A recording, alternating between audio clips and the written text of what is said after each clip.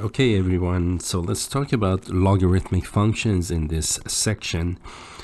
The idea of logarithms actually date back to late 16th century, thanks to this gentleman named John Napier, the Scottish mathematician at the time, who developed the whole idea of logarithms and spent nearly 30 years of his life developing tables of logarithms and properties of logarithms, and also astronomical tables for computing, multiplying primarily very large numbers. And it's worth mentioning that the way Napier worked logarithm was entirely different than the way we do it today. The literal meaning of logarithms is juxtaposition of two words, logos, arithmos. You get the first few letters of the first one and the first few letters of the second one, and you get what we call logarithms. The literal meaning of logarithms is ratio of numbers. Arithmos stands for numbers, and logos means ratio. Logos would be ratios of numbers. So it has to do with the way Napier went about forming logarithms or calculating actually ratio of numbers. Again, he spent an inordinate amount of time developing tables of logarithms that were used by Kepler even in calculating astronomical figures. So the way we do it today is entirely different. You can read about John Napier more if you go to Wikipedia, and you can read very interesting life this gentleman's had. So let's go back to exponential functions for us. When we talked about exponential functions, we talked about f of x, a to the x, and remember we called a the base of the exponential function, and we had a couple of restrictions on the base. Namely, a base could not be 1 because that will give you a constant function 1, and base had to be positive in order to prevent imaginary or complex numbers. So we would like to keep our numbers real as much as possible. And there we have it. So one of the properties of exponential function was that it was 1-to-1. In fact, I can graph the exponential function with, let's say this is 1. I have exponential function a to the x, where a is actually greater than 1. Okay, so remember, for base greater than 1, the function is increasing, always rising, and it goes through 0, 1. Now, because the function is 1-to-1, it has an inverse, and we're interested in finding the inverse of this function. And not knowing what the inverse looks like at the moment, we can actually graph the inverse. The point 0, 1, which is on the graph of the exponential function, will be translated into 1, 0 for the inverse function. And then if you use the reflection of points across the lines like that, then we can get the general feel for the graph of the inverse function. So this is what the inverse function would look like. True? That's what that is. So we're trying to seek the inverse of this function. Okay, the question is, what is the inverse? Now, the previous section, when we talked about the inverse function, I believe it was section 4.1, we talked about inverse functions. The way to arrive at the inverse function was we did it in 2 steps, right? The first step was the switch step, where we switch the x and the y. So that's what I'm going to do here. We're going to switch or swap the x and the y. So y becomes x, x becomes y. And there you have it. At this point, we are looking at the inverse function, by the way. That is the inverse by definition of inverse. Now, we would like to get explicit function of y. That means y as a function of x. But it turns out that none of our methods, for example, add, subtract, multiply, take roots, things like that, none of that stuff is going to help us isolate for y. So one thing the mathematicians have done is, in order to actually be able to work with this inverse function, write it as an explicit function of x, they have simply redefined it. So x equals a to the y, they write it as y equals log base a of x. And there you go. That would be exactly the rewrite of this expression. So again, let me just to emphasize, that's what this log expression means. Okay. Now the way we read this is base a of log x, log base a of x, or simply logarithm of x with base a. So those are the ways we can read this. Okay. And we have the same restrictions on a as we did up here. Because remember how the logs were born this way, they were created. They were created from the exponential function. And in fact, in order to understand logarithms, we always translate them into their exponential form so we can understand them. Just like negative exponents, we don't understand negative exponents until we rewrite them with positive exponents. Same idea here. So the way this, the right side of this statement reads, y is the exponent. We raise a 2 in order to obtain x, right? And that is again what the logarithm means.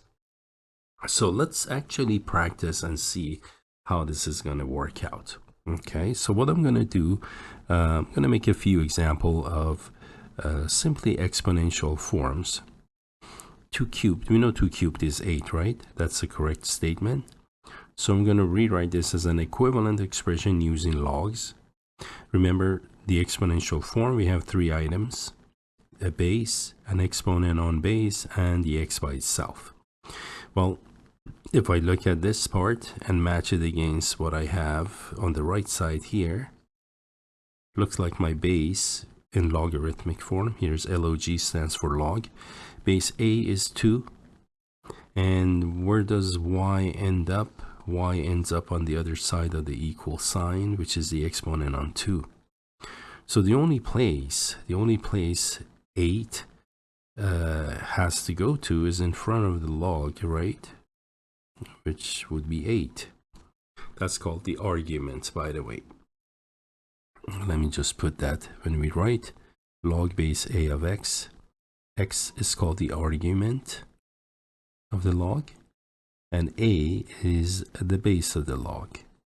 Okay, now looking at, by the way, the graph, and this is indeed the graph of the log function. So you're looking at the graph of a log, and you're also finding the domain and range of this function. For the logarithm, the domain of a logarithm is going to be, let me put the domain down. Domain is going to be from 0 to infinity, right? I'm looking at this graph. And range is going to be all real numbers, negative infinity to infinity. And we will list the properties, these properties, when we graph the general logarithm like we did with exponential function. We're going to look at the case where base is between 0 and 1 and the case where base is greater than 1. Okay, so this would be the rewrite of the expression. Let's do another one. For instance, we know that 4 to 0 power is 1, correct? So we can start with that. So I can write 4 to 0 is 1. Well, the log version of this statement, base would be 4. The 1 goes in front of g as the argument of the log, and the exponent on 4 goes on the other side by itself. So in other words, log base 4 of 1 is 0. That's the rewrite of this one. Another expression we know 1/3 to negative 2, for example, is 9, right? When you invert the 3 and square it with a positive 2. So that's 9. An equivalent logarithmic expression for this, log base 1/3 of 9 is equal to negative 2. You see how that works? It's really just another way to rewrite exponential expressions. And let me do another one. For example, we know 6 to the first power is, I'm going to use a different color 6 here for the reason. So we know 6 to the first power is equal to 6, right? So I can rewrite this in logarithmic form. And the reason I use the different colors because, well, which 6 went where, right? Well, the base is 6, so that's going to be this one. Base is 6. And the answer to log is the exponent to which you raise 6 to get 1 here. So the answer to the log is 1. And that means this other 6 will go in front of letter G as the argument, a logarithm. Okay, and based on what we have observed here, by the way, we can immediately come up with a couple of properties of logarithms. Log 1 in any valid base a is 0, and the base of the log, the argument of log of the same, then the answer will be 1. So we can establish these two properties. We'll look at these properties later on as well when we look at more properties of logarithms. So remember, at this point, to understand logarithms, we do not understand them unless we translate them, and that's the translation. Now, let's take a look at some of the logarithmic equations and see how we can work them. Just based on the knowledge of exponents, we can actually do quite a mix of logarithmic equations. So for a logarithmic equation, suppose I have log base x of 1/32 is equal to 5, and we want to solve for x. Again, in order to understand, we got to translate them. The translation is up here. Remember, this is what we're going to look at. All right. So I'm given now the log. I want to go into exponential form. Let me rewrite that here for you again. Log base a of x is equal to y means, because it's really literally a translation, means a to the y is equal to x. All right, so based on this translation, a to the y, that's what that is. You see that a is raised to the power of the answer. So that helps me remember this. I'm going to write x to the 5th is equal to 1/32. And then we can rewrite 1/32 as 1/2 to the 5th power, which is 2 to -5, using negative exponent rule. Now we can use the one-to-one property of exponential functions in order to solve this equation. We did this in the previous section, section 4.2. If you need to review that video, by all means do. And there you have it. So x is 2. Now with logarithmic, and remember for exponential domain, all real numbers. With logarithmic expressions, you can see here the domain of logarithmic function is not all real numbers. The domain is only positive values. So the argument of a log has to be positive. The argument of the log has to be positive. Of course, this is the base. Remember, base has to be positive also. So this answer works. Well, let's take a look at maybe another example. And suppose I want to evaluate this time. I want to know, what does log base 8 of the 4th root of 8 equal to? This time x is the answer. Again, we can rewrite this in the exponential form. I can write it as 8 to the x is equal to the 4th root of 8. And the 4th root of 8 is 8 to 1/4. Bases are the same. Exponents must be the same. And there we have that one. Okay, so the answer is x to 1/4. Let's take a look at another example. Let's say in this example, now I'm going to make the argument unknown. Base is 9, and suppose the answer is 5/2. So we want to know what is x. Just rewrite it. So we get 9 2/5 is equal to x. See, once we rewrite it, it practically solves for itself. That's the answer to x. Now the next step is to simplify what 9 2/5 means. That would be square root of 9. That takes care of the half part to the 5th power. And that's going to be 3 to the 5th. The answer is going to be 243, I believe. That's what 3 to the 5th would be. The property that we use here is the following. If we have a to the m over n, we can write this as the nth root of a to the m. And remember, if the nth root, if the n is 2 in radical form, we do not write it. So in other words, if this index of the radical is 2, we simply write it as a square root. All right, so there we have there we have the solution to that equation. So now let's take a look at the general graphs of logarithmic functions. Let's say for now I'm just going to draw this one. Try to make it a little more straight. And here's x, there's y. We said that this is the graph of logarithm, right? And this is going to be when the base is greater than 1. All logarithms in their standard form go through 1, 0. Now, to make some observations about this one, and this would be the other kind of logarithmic equations or functions, I should say. And this one, we're going to make the base between 0 and 1.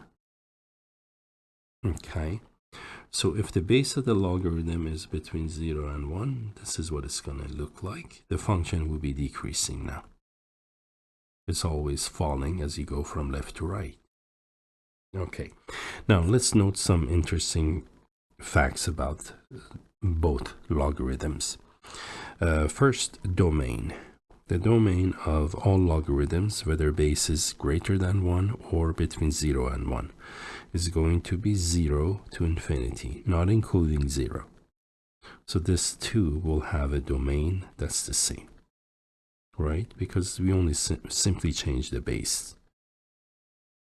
And for both of these, the range is going to be from negative infinity to infinity. So once you put a valid number in the argument, the answer to the log could be whatever. It's going to be a real number.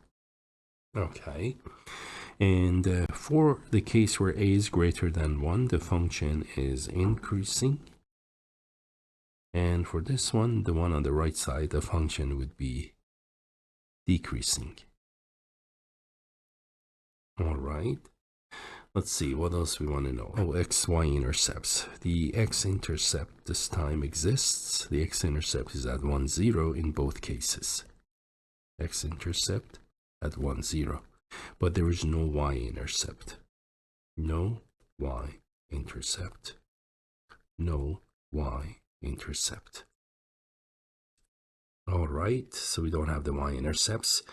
The graph does have a vertical asymptote, which is the line x equals 0. In other words, the y-axis. In both cases, the vertical asymptote is going to be the y-axis. All right, and there is no horizontal asymptote to the graph. So let me just put that on there. The horizontal asymptote, none in both cases.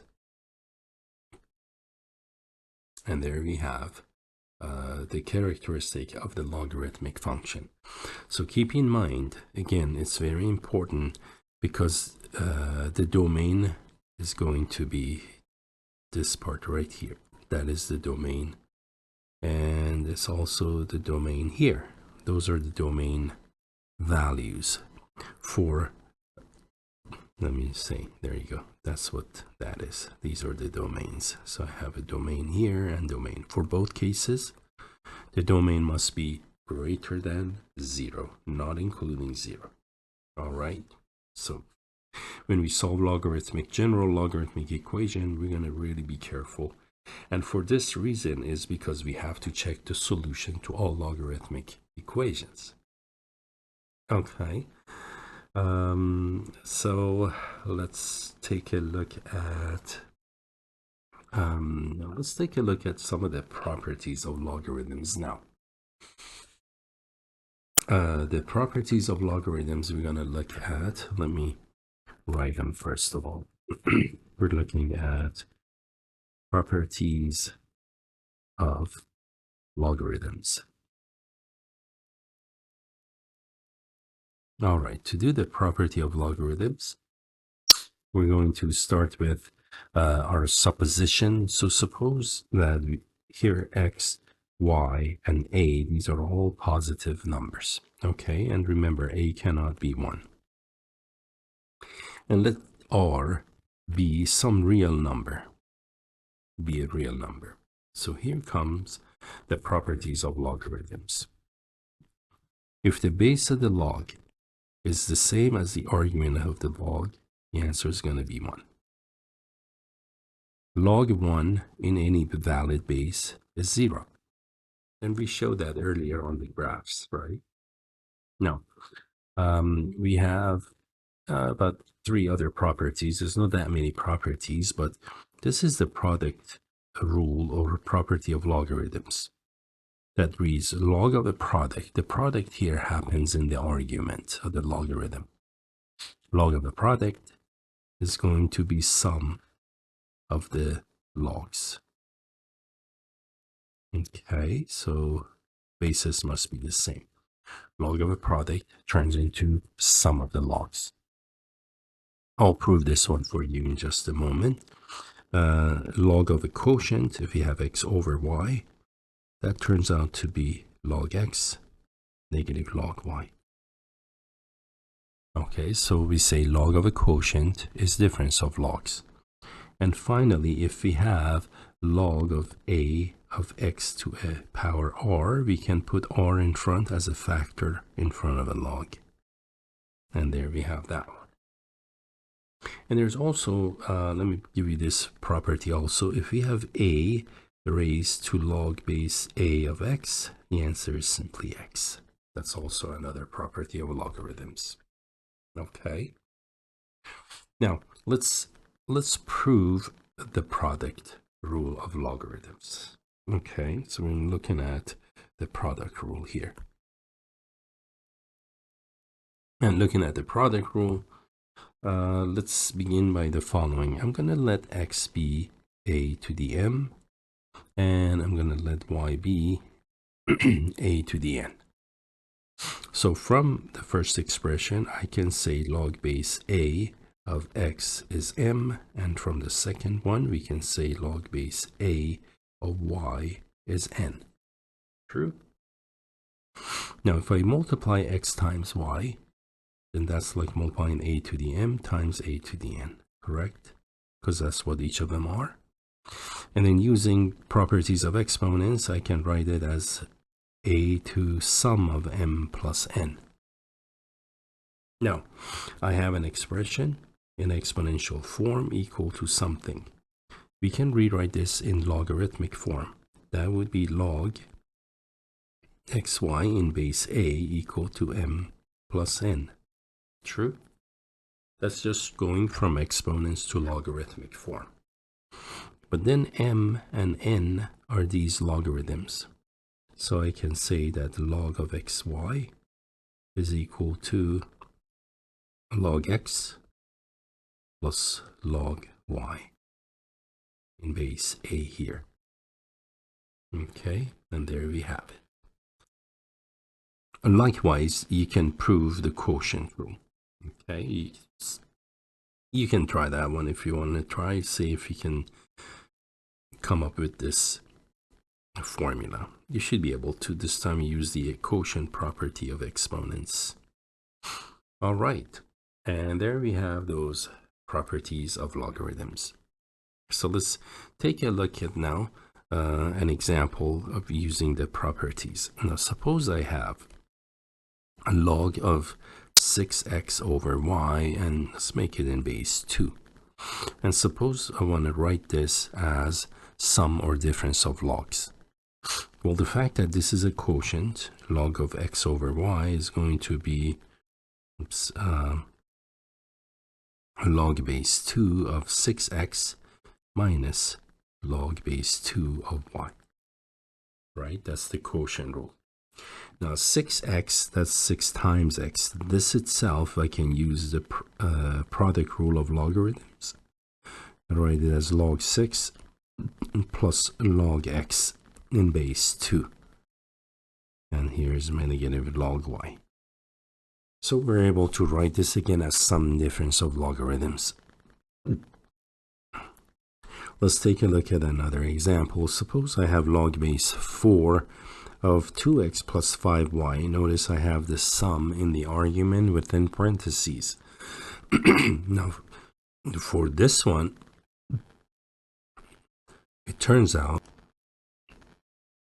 that I cannot apply the product rule. The quotient rule doesn't apply, but the product rule, remember, is x times y. I don't have a sum. The argument is the sum of two terms. So there are no properties that will allow us to separate these. One thing you cannot do, let me immediately rule this one out. You cannot say that's log 2x plus log 5y. Okay. Remember, the reason for that is because if we have sum of the logs, then we can write it as log of a product, and that is clearly not what we started with, right? Which is what this is. That expression and that are two different things. So nothing we can do. In other words, I cannot simplify this. Just write that. This one cannot be simplified. And there we have that one. Okay, let's take a look at now another example. Suppose I have log base 2 of, I'm going to make this like square root of 5r cubed divided by z. Let me make that m to the 5th. Whatever variable might be, doesn't matter. X, Y, Z, A, B, C, W, M, N, O, P. Whatever there might be. Okay, so I need to first rewrite this without the radical, because none of our rules, there's not that many rules, remember? Quotient, product rule is all we got practically, and the power rule. So I need to rewrite this as a power, and then I stand a chance to simplify it using the power rule. M to the 5th to the 1/2 exponent, right? Oh, and I didn't mean to put the argument so far away from the letter G. It's really in front of G. That's where that belongs. Okay, and there we have this one. Now, I can move the 1/2 using the power rule of logarithms, move the half in front, and that becomes log base 2 of 5r cubed, and then this is m to the 5th. Correct? Now, for this one, we can actually use the quotient rule now. So call L for log. Log is 1/2. The quotient rule applies. That would be 5r cubed minus log base 2 of m to the 5th. All right. Now let's see how we're going to work this one. The log of 5r cubed, that would be 5 times r cubed, wouldn't it? So I can break that further as log of 5 plus log of r cubed. Everything is in base 2 for this example. And I can bring the 5 in front of a log using the power rule for that last log. Okay, notice how we are expanding these. Okay, and that's what we want to do in this example. The question is like expand the log using and rewrite it using a log of single expression r and m. Okay, good with the first, good with the last one. We just need to work the middle one.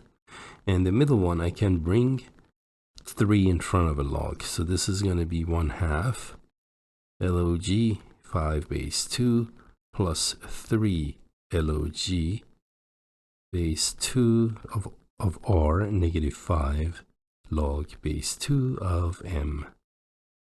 And 1/2 distributes to every one of them. So there you go. We have what we call expanded form of the logarithm. And there you go. Okay, and I think that's all we want to do in this section. Yeah, that should do for us. In another section, we're going to look at how to evaluate logarithms and how to solve logarithmic equations. Okay, again, we're done with this, and I hope you're okay with logarithms now. Perfect. So we're done with the video, and thank you for watching as always.